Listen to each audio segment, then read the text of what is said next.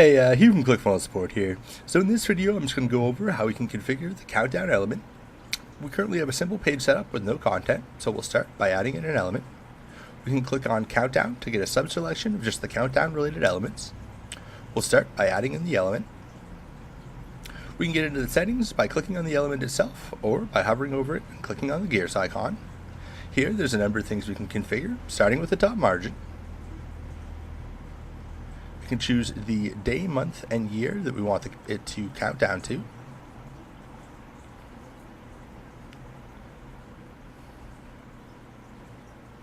We can choose the time, and we can choose the time zone. Going down, we can choose a language.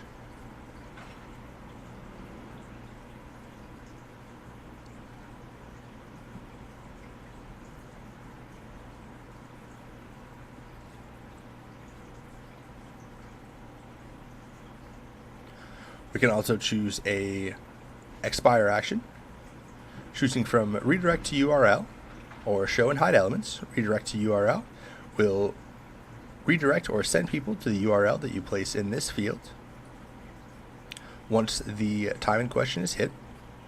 Or we can have it show and hide elements, in which case we would use these two drop downs to choose which elements to hide and which elements to show.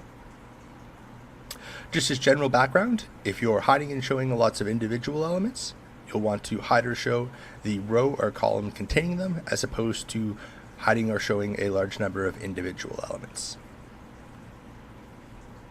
You can choose a font family. If you want, you can click on themes to get a sub-selection, or rather to get a selection of a number of pre-built themes. We can click on the Advanced tab. By default, the Styles tab will be pre-selected. Here we can change the size from small, medium, and large. We can set an alignment from left, right, or center.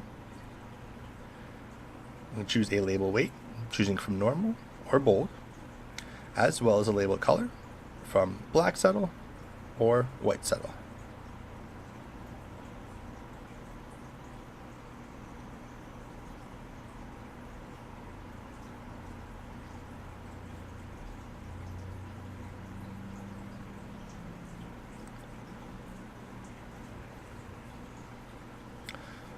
Finally, we can click on the Annotation tab and set a time delay, choosing from fade in or fade in with scale. If I set this to 1 minute and 30 seconds, for example, the element in question will not come into view on the page until 1 minute and 30 seconds after the page has initially been loaded. Finally, we can set up an animation, choosing from on-page load or on-page scroll. On-page load will take effect as soon as the page is loaded. On-page scroll will only take effect when the element in question actually comes into view for the user. Additionally, we can choose a style and set a delay in milliseconds. So hopefully this helps clear things up a little bit in terms of how to use and configure the countdown element. If you do have some more questions though, or anything like that, definitely go ahead and let us know in support chat.